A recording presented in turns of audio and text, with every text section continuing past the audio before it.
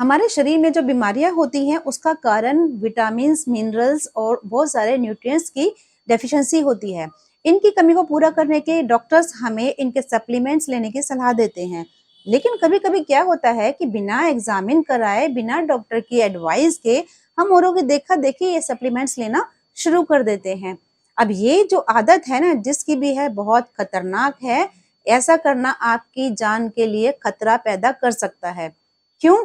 अब मैं बताऊंगी इस वीडियो में। इस वीडियो को लास्ट तक जरूर देखें और सेव जरूर कर लें। ऐसा ही एक विटामिन है विटामिन डी। आजकल बहुत ज्यादा फैशन है कि विटामिन डी की कमी लोगों में पाई जा रही है और इसके लिए सब देखा देखी विटामिन डी के शॉट्स, विटामिन डी के कैप्सूल्स या गोलियां खा लेते हैं। ये आदत बहुत खराब है, ऐसा नहीं करना चाहिए।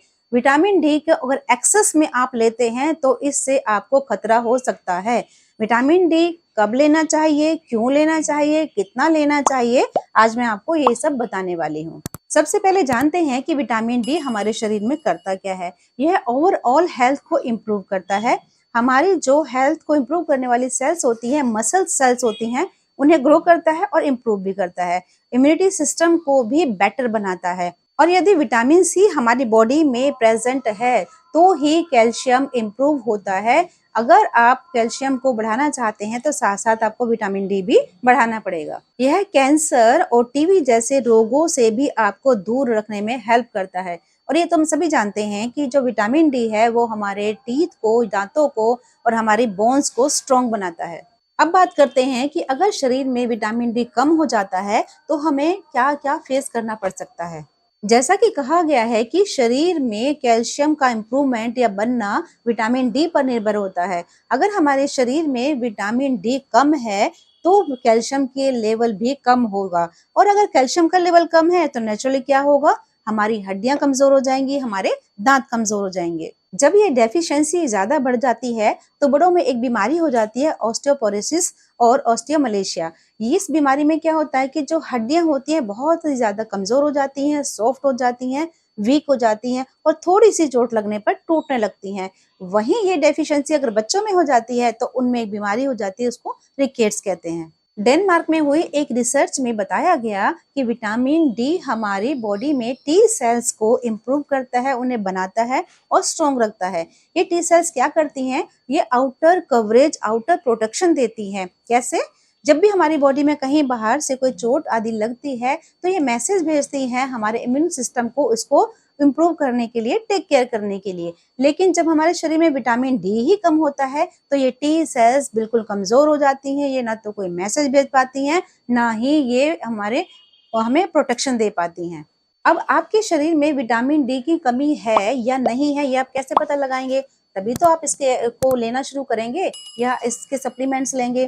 तो अगर आपको लगता है आपकी हड्डियां कमजोर हो रही हैं, आपको सुस्ती आ रही है, आपको कमजोरी आ रही है, तो आप विटामिन डी पहले डॉक्टर्स के पास जाकर एग्जामिन करवाएं। फिर आप कोशिश करें कि नेचुरल तरीके से आप इसको पूरा करें। नेचुरल तरीके में क्या आएगा? सबसे पहले धूप।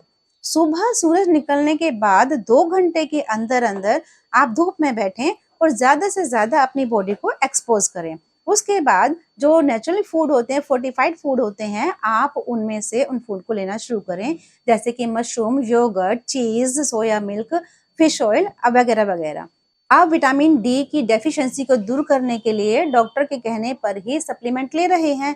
लेकिन वो कब तक ले रहे हैं, आपकी बॉडी में वो पूरा हो चुका है या नहीं हो चुका है, इसके लिए भी एग्जामिन कराना पड़ेगा। आप आलस कर जाते हैं और फिर आप उसकी एक्सेस कर लेते हैं तो आपको क्या क्या नुकसान हो सकते हैं, बात करते हैं इसके बारे में। जब हमारी बॉडी में विटामिन डी की एक्सेस मात्रा बन जाती है तो क्या होता है कि हमारे बॉडी में कैल्शियम भी ज्यादा मात्रा में कलेक्ट होने लगता है।